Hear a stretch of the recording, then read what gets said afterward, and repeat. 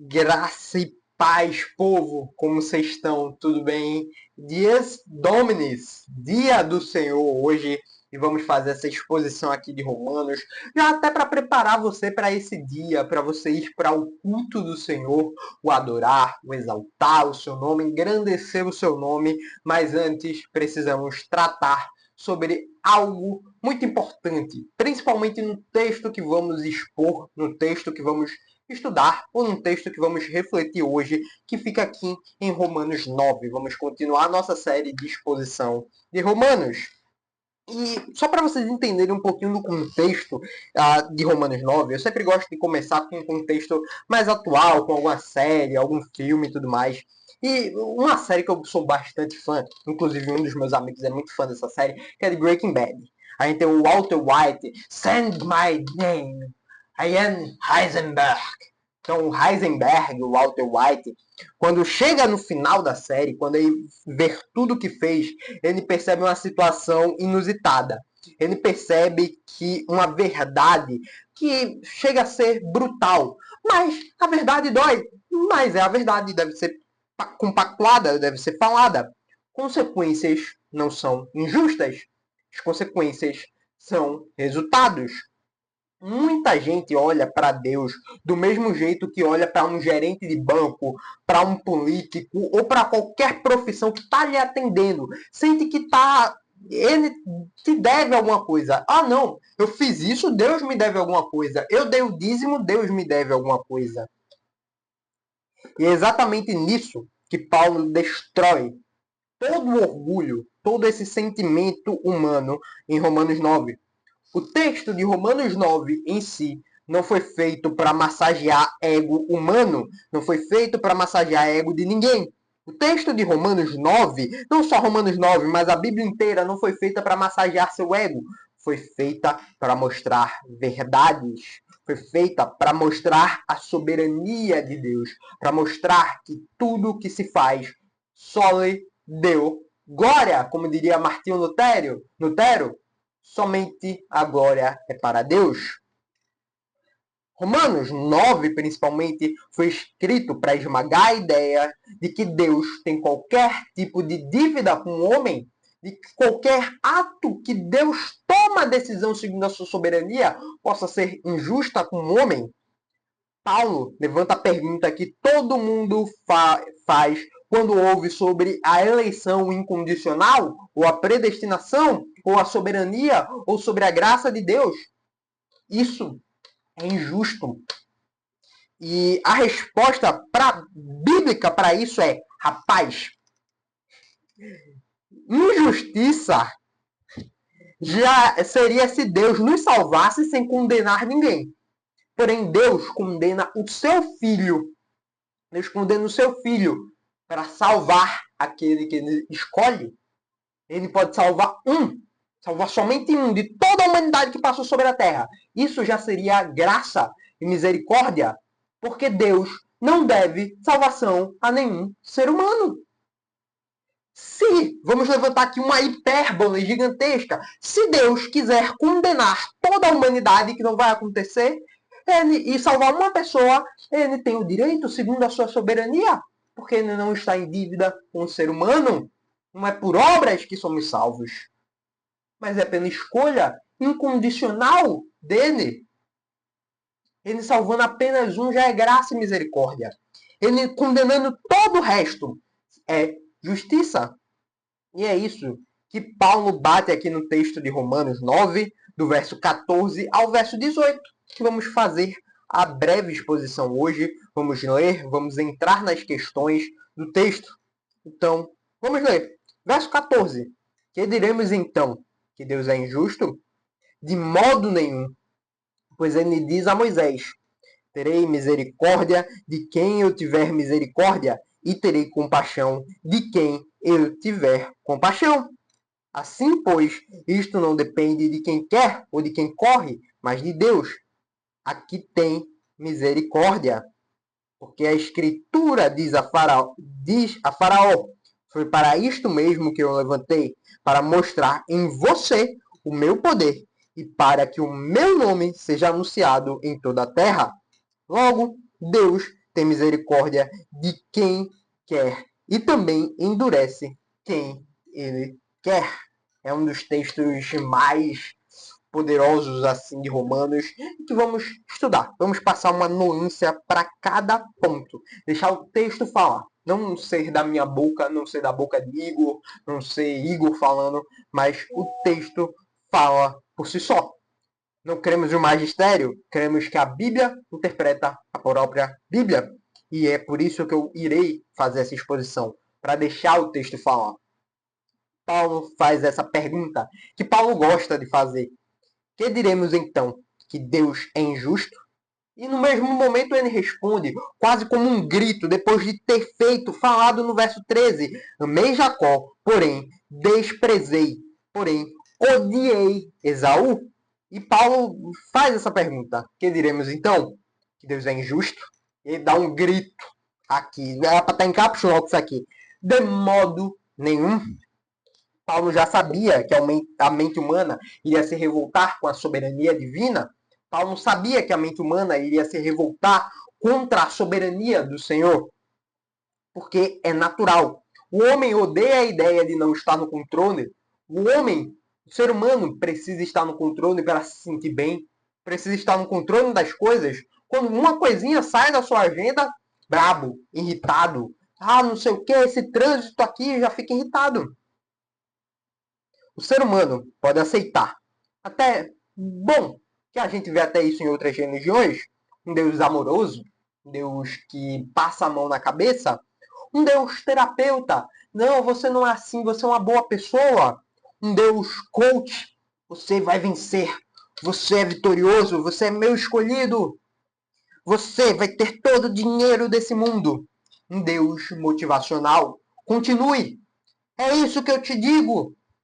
Apesar de algumas coisas serem uma verdade, são verdades jogadas ao vento, caminhando para uma mentira, e essa mentira leva ao abismo. O ser humano pode aceitar até pequenas verdades mascaradas como mentiras, mas não aceita a mais pura verdade, que Deus é rei soberano, rei dos reis, e governa toda a história com a sua forte mão. Quando Paulo fala de eleição nos versículos anteriores, imediatamente surge uma objeção. Então Deus escolhe? Isso é injusto? Imaginando o pessoal lendo essa carta ao vivo em Romanos lá. Oxi, isso é injusto? E Paulo sabia que os romanos iam perguntar. Sabia que o ser humano ia perguntar, falar, isso é injusto? E Paulo responde com a expressão mais forte possível, de modo nenhum. Não existe injustiça da parte de Deus. Algo que na minha cabeça, eu até anotei aqui para fazer essa piada, que pode soar como nem pense uma blasfêmia dessa. Deus não pode ser injusto. Deus não é injusto. Deus não deve nada ao ser humano, pelo contrário. Hoje as pessoas não perguntam como posso ser salvo. Hoje a teologia da prosperidade, a confissão positiva, dentre tantas outras teologias, coachings pelo mundo, perguntam por que Deus não faz do jeito que eu acho certo. E o orgulho do Éden continua vivo hoje. A pergunta correta deveria ser: Senhor, qual caminho o Senhor quer que eu siga? Me guia, meu Deus, uma afirmação por até os vales mais perigosos, mas que a tua presença esteja lá comigo. No verso 15, é simplesmente fantástico o que Paulo escreve aqui, pois ele diz a Moisés, resgatando lá de Êxodo: terei misericórdia de quem eu tiver misericórdia, e terei compaixão de quem eu tiver compaixão. Sabe o contexto disso? Israel tinha acabado de fabricar um bezerro de ouro. Israel tinha acabado de fabricar um falso Deus.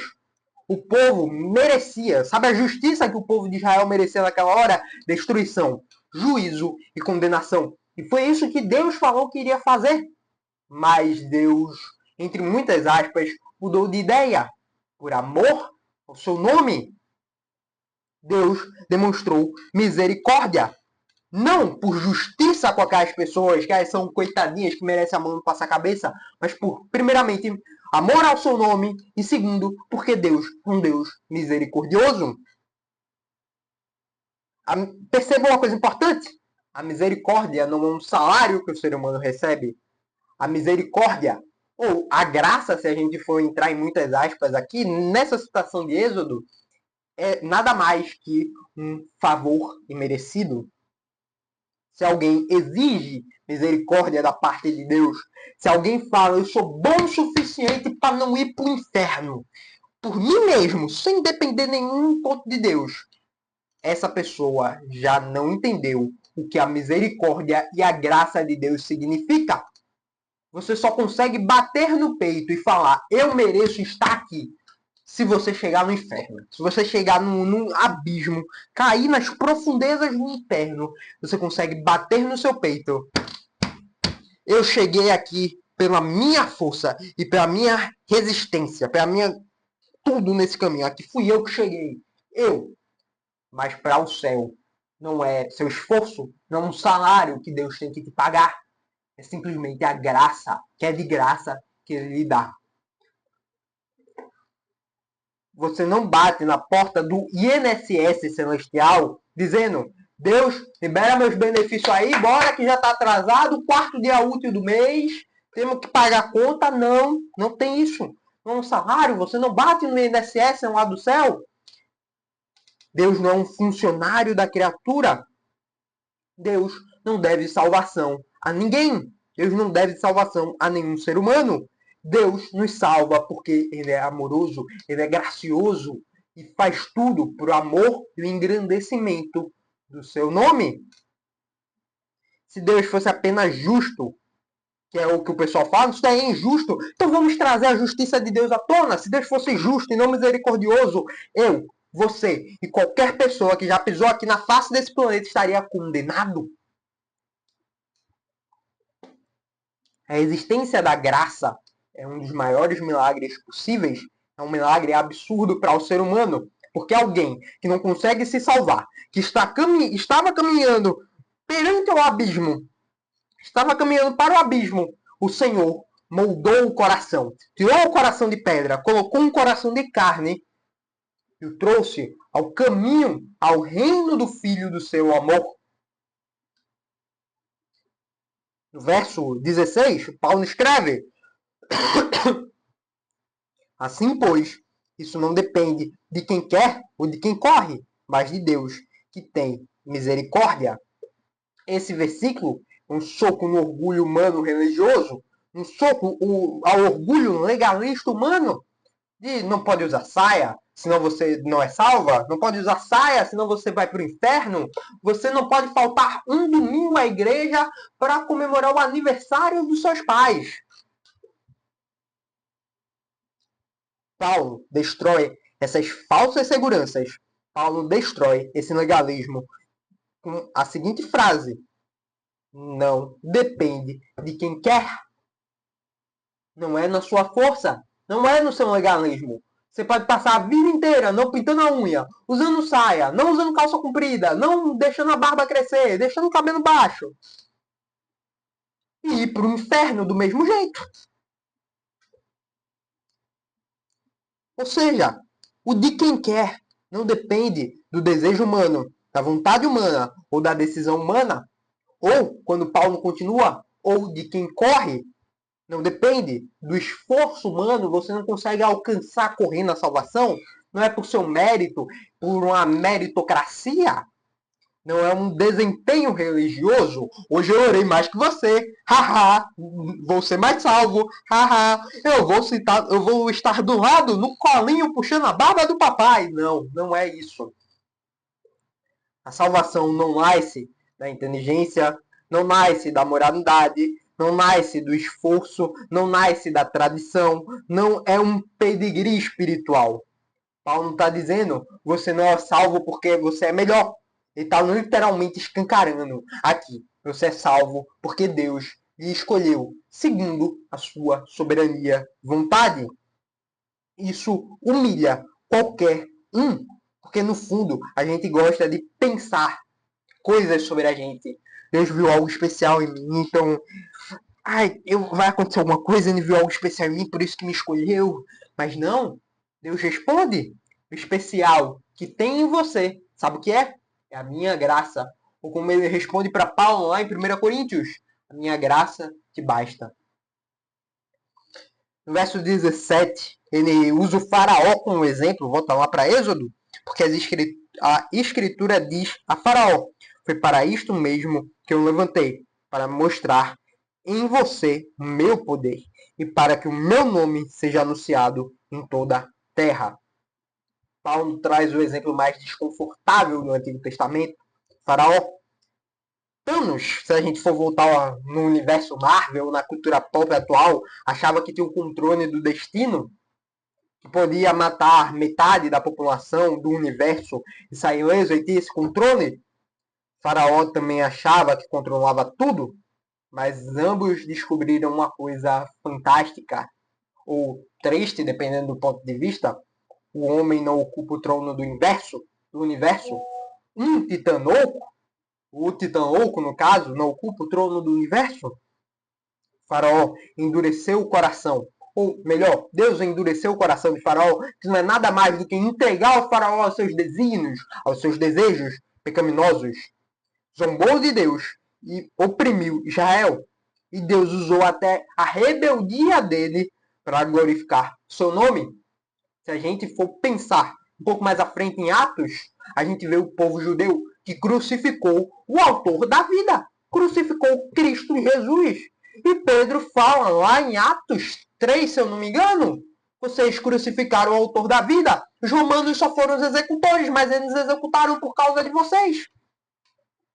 Mas agora que Deus já fez o mal de vocês, transformou o mal de vocês em bem, porque Cristo morreu para pagar pelos nossos pecados, arrependam-se. Deus transformou o mal, que foi o filho dele ser morto, em bem. Deus transforma a rebeldia em bem para glorificar o seu nome santo. Isso assusta o ser humano, porque mostra algo tremendo. Nada foge do controle de Deus. Reis não fogem do controle de Deus. Deus é o rei dos reis. Impérios não fogem do controle de Deus.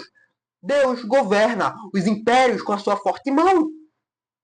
Nem tiranos fogem do controle de Deus.